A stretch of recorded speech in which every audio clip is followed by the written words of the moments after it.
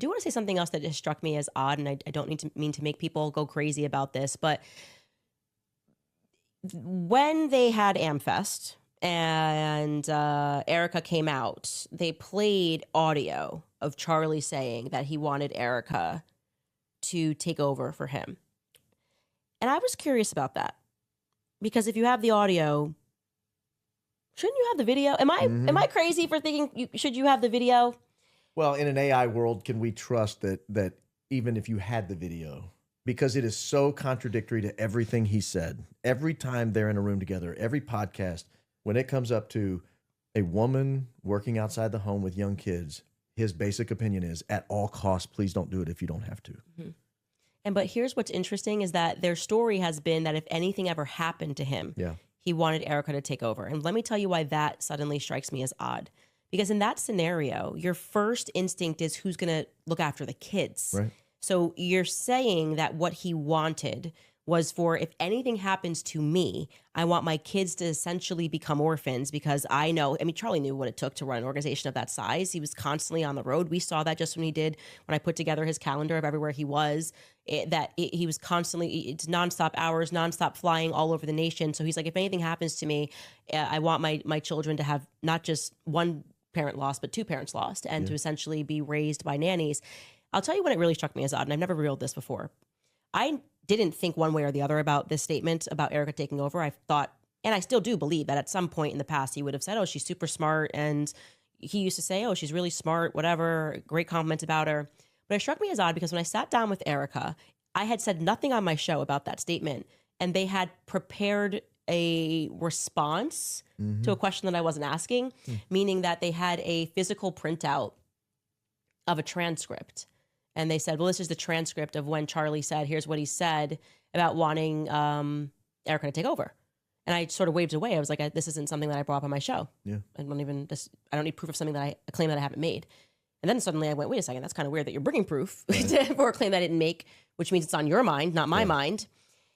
And so then I asked a little bit more about it. And I said, well, when did he say this? And they said in August. That's kind of interesting. Wow. And I said, was this at Bill Ackman's house? And they said, no, it was at a donor retreat in Aspen. So I hunt down this donor retreat in Aspen and figured when it happened, and I have it on my timeline somewhere. I'll give it up. But this donor retreat in Aspen happens, and I figure out who's at this donor retreat in Aspen, and I reach out, and then they alleged that this was a question that somebody had asked and said, what happens if you die? Which is kind of a weird question. A lot of donor events, nobody's like, hey, what happens when you die? It's pretty, it's a pretty morbid thought. And then you die a month later. And I asked this person to just, hey, do you remember this happening? Person said, no.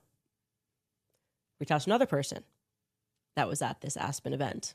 And I said, hey, this is allegedly the event where this question was asked. And I'm now able to figure out also who the donor was that asked, by the way.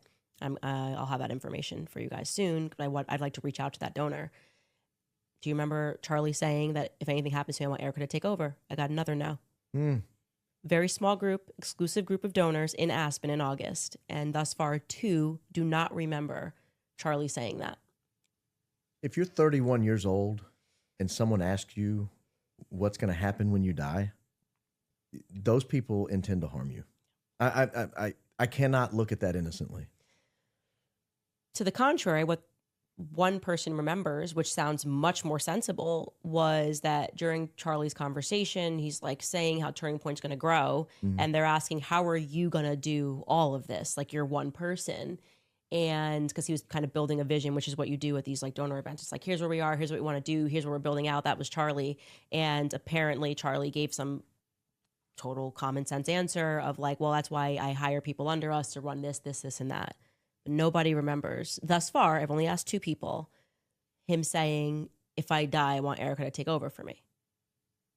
It would have been so out of character because, again, every public statement he's ever made, that has not been his position. Every single public statement. You go look at his personal podcast, you go look at interviews he sat in on other people's podcasts or radio shows. They talk all the time about, a woman working outside the home. He's like, hey, when they have young kids, it's just probably not the best idea, not the right time to do it.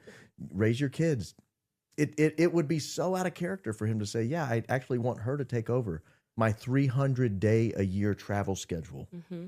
And he's also, at that time, don't forget, being massively pressured by donors, right?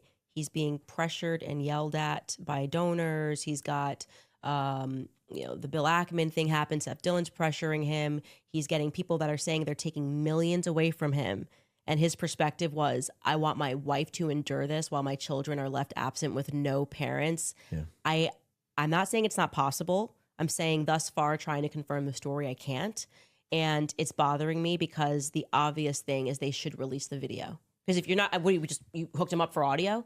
You're just like, oh, we're just hooking you up for audio for the speech. It's like, if you got audio, you got visual. And I'm told that there was audio and visual at that event in the Hamptons. Well, I'll say this. I don't believe audio and visual anymore. I need someone in the room to confirm it happened. Yeah. The AI revolution, I see videos of me people put up and say, oh, I'm like, I didn't say that. That's not me. Yeah. And it's usually humorous. It's funny. But somebody would look at that and say, oh, Baron Coleman said this. I'm like, no, I actually never said that. I'm going to keep going through people at this event and seeing if someone will confirm that on record. But I do think it would be incumbent upon them to release it. It could have happened. Was it raised in New York at the Hamptons retreat? It was. Okay. I was told by Erika it was Aspen.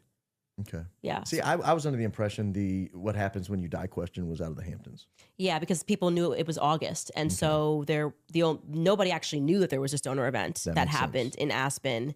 And I can actually tell you the dates of it if you. That actually makes a lot of sense because you hear, hey, a bunch of donors. What's that, in Sky? August. What? August 15th to 17th. Yeah, so less than a month before he died. 3 weeks. Yeah. If I'm the FBI, I want to know who asked him what would happen when he dies. Because, again, you don't ask healthy 31-year-olds what's going to happen when they die. Mm-hmm. That's a weird question to ask a 31-year-old. Mm-hmm. 31-year-olds don't drop dead. Mm-mm. They just don't.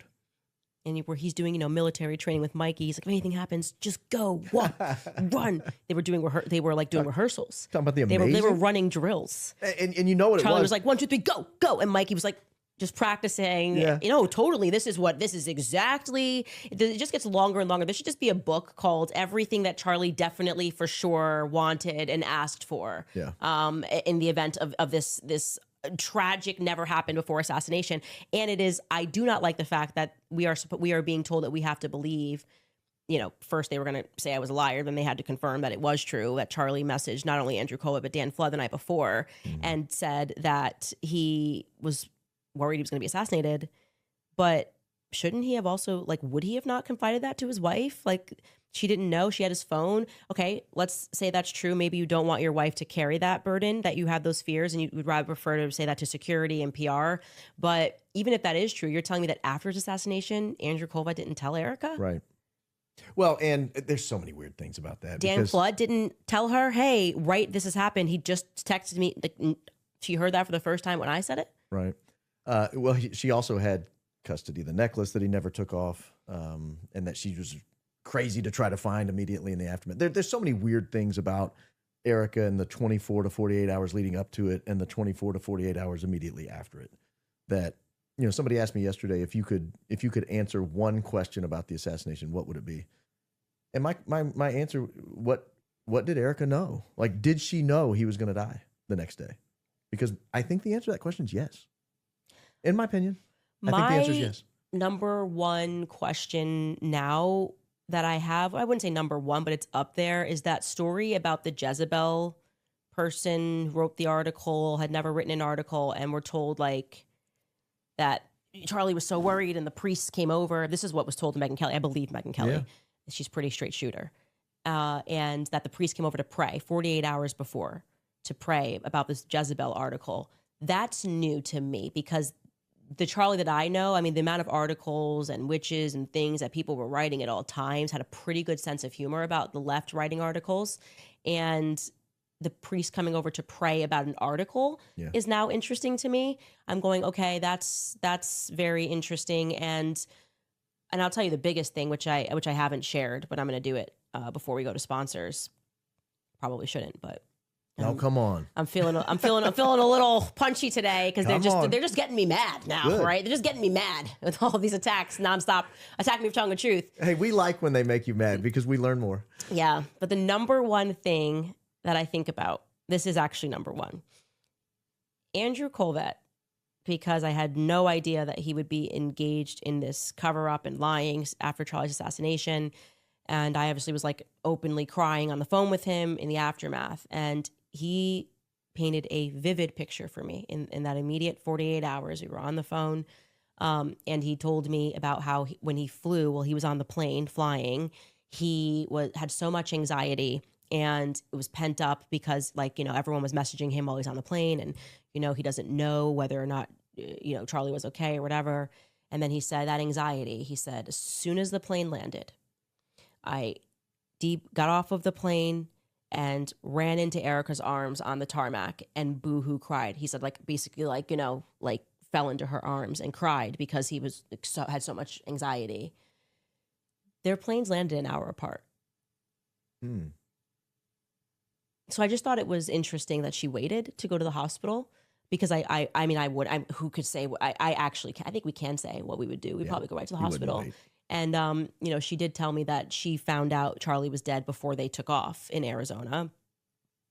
And I think about that a lot. Like, why wait an hour on the tarmac? And then despite waiting for him to land, they then went into different entries into the hospital. Erika went through the back and Andrew went through the front. So there's a lot there that doesn't make sense to me. But the hour waiting on the tarmac bothers me because you are with other people. You should get to the hospital as fast as possible. And why are we waiting for Andrew Colvett? I've really got to sit with that. That's such. I've been sitting with it for 3 months, and this does feel like therapy that I finally got this off. I mean, that sounds 4 months. I need to go back and pull those plane records. His I and have hers. them. Yeah, and just look at the exact time. You can also look on the maps. Skylar can probably pull it up. We have a whole document on the plane records. And I don't know if you have Flight Radar 24, that I was but going insane about the plane you records. can see where the plane actually taxied to after landing, whether it went back to the FBO in the back or whether it was more in the public. Yeah. Entrance. He landed a lot later. That is more than an bizarre. hour if I'm remembering correctly.